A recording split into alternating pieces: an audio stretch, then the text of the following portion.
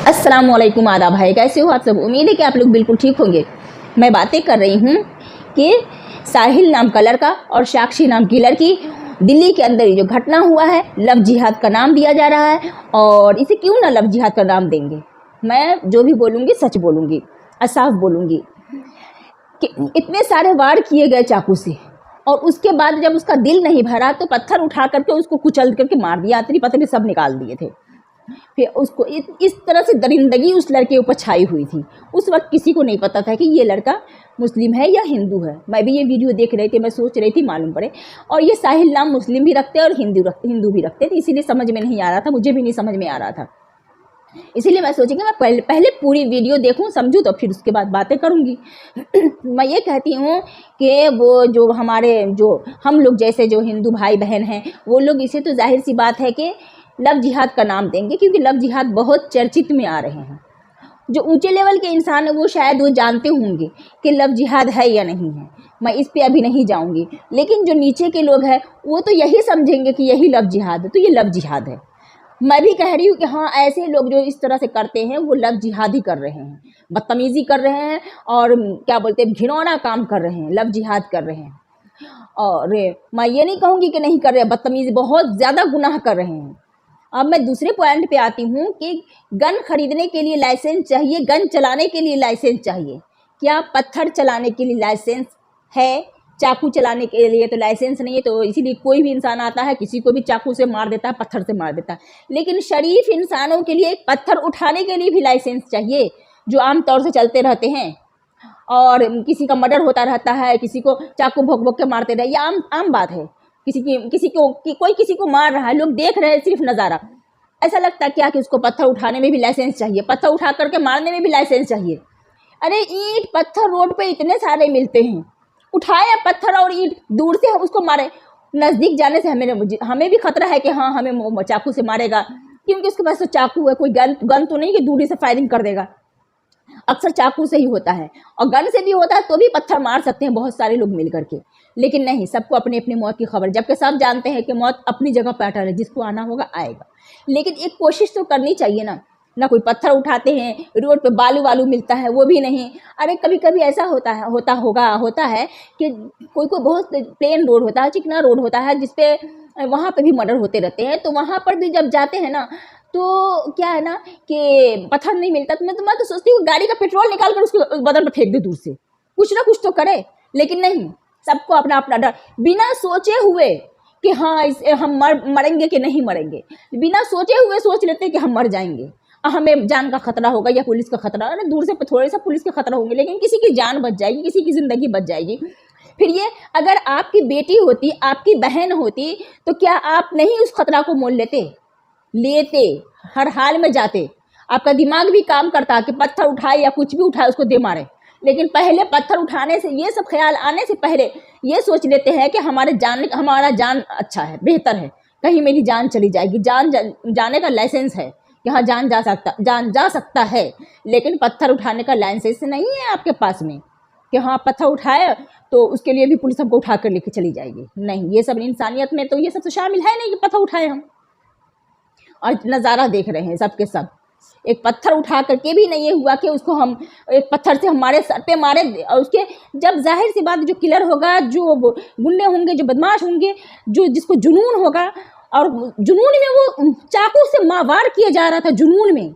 उस वक्त अगर थोड़ा बड़ा पत्थर से उसके सर पे दे मारते, या तो वो लड़का बेहोश हो जाता या जख्मी हो जाता, तो खुद ब खुद उसका जुनून भी हटता, वो क्राइम भी नहीं कर पाता इतना बड़ा, ज़्यादा से ज़्यादा जेल में जाता, फिर बचकर निकल भी आता। लेकिन नहीं, ऐसा नहीं। और उसको कोई किसी को पड़ी नहीं है, बस सिर्फ बात बनाने की पड़ी रहती है, बस, और कुछ भी नहीं। और एक चीज़ मैं आपके सामने और भी बातें रखना चाहती हूँ कि कभी कभी मैं न्यूज़ देखती हूँ, उस न्यूज़ में ये बातें आती रहती है कि मदरसे में जिहाद की पढ़ाई हो रही है, जिहादी पढ़ते हैं, जिहादी सिखाया जाता है। तो मैं ये सुनना चाहती हूँ, जानना चाहती हूँ, ये लड़का कौन से मदरसे से पढ़ के निकला है, और कहाँ से निकला, कहाँ से फारिग हुआ? जो टैटू बनाए हुआ है, कौन से मदरसे में ये सिखाया जाता है कि टैटू बना के रखो? कौन से मदरसे में ये सिखाया जाता है कि रुद्रमाला पहन के रखो? मैं ये जानना चाहती हूँ। और कौन से मदरसे से निकला है ये? आज तक मैं ये नहीं देख पा रही हूँ कि कोई मदरसे से निकला हुआ लड़का और जो अगर अच्छा है तो जो अभी दीन पे कायम है तो वो किसी लड़की का इस तरह से मतलब चाकू भोंक भोंक के जिस तरह से मारा गया, एक मजबूर है कमज़ोर लड़की को मार देते हैं, उस तरह से कोई मदरसे से निकला हुआ लड़का मार दिया हो, मैंने तो आज तक नहीं देखा है। ये नामर्दी का काम करते हुए, मदरसे से निकले हुए बच्चे नामर्दी का काम करते हुए मैंने नहीं देखा है। वो मुकाबला अगर करेंगे भी तो अपने ही ग्रुप के, इतने बदतमीज तो मैं नहीं देखी हूँ। मुझे नहीं मालूम ऐसा हुआ भी होगा, लेकिन मैं नहीं देखी हूँ कि मदरसे से निकले हुए लड़के हों और दाढ़ी वारी वाले वही अच्छे से हो। मैं ये नहीं कहती हूँ कि हाँ दाढ़ी सबको रखे, लेकिन मैं इतना कहती हूँ कि अभी तक मेरी नज़र में नहीं आए हैं कि लड़की का मामला फंसा हो और लड़की के मामले में लड़की को वो लव जिहाद के मामले में फंसे हों। अगर फंसे भी होंगे तो मैं यकीनन कहती हूँ कि वो लड़के झूठ की बुनियाद पर फंस रहे हैं, या वो शख्स जो बड़े हैं वो झूठ के बुनियाद पर, किसी और बुनियाद पर उसको फंसाया जा रहा है, जो मदरसे के निकले हुए लड़के। और ये लव जिहाद जो है, इस तरह के लड़के जो है जो लव जिहाद कर रहे हैं, ये कौन सा जिहाद है, ये कौन से फ़िरके से ताल्लुक़ रखता है, ये कौन से मज़हब से ताल्लुक़ रखता है, ये कौन से धर्म से ताल्लुक़ रखता है, ये भी मालूम होना चाहिए। ये हम सबको नहीं मालूम है। हम जानते हैं कि हमारे इस्लाम में इस तरह का लव जिहाद नहीं है कि इस तरह के लव जिहाद हों, ये हमारे इस्लाम में ऐसा कुछ नहीं है। और ये लव जिहाद है, लेकिन कौन सा जिहाद है, ये किसने ईजाद किया इस जिहाद का, ये मुझे नहीं मालूम। इस्लाम में लव जिहाद, हम जब जिस इस्लाम में हम हैं उसमें कोई लव जिहाद नाम का कुछ है ही नहीं है, कुछ नहीं है। लेकिन इसका मुझे नहीं मालूम, ऐसे मालूम करना भी चाहिए कि कौन सा लव जिहाद है, ये कौन से लड़के आते हैं, कहाँ के टैटू वाले आते हैं जो वीडियो इस तरह से बनाते रहते हैं और इस तरह के बाल कटवा करके ऊपर खड़े खड़े बाल वाले रहते हैं अजीब अजीब तरीके से, जो सुअर की तरह से खड़ा बाल रहता है, कभी क्या बोलते हैं अफ्रीकन ऊँट के जैसा बाल बना के रखे रहते हैं। यही लोग तो ज़्यादातर मैं देखती हूँ किलर होते हैं। तो ये कौन से जिहादी मुझे नहीं मालूम।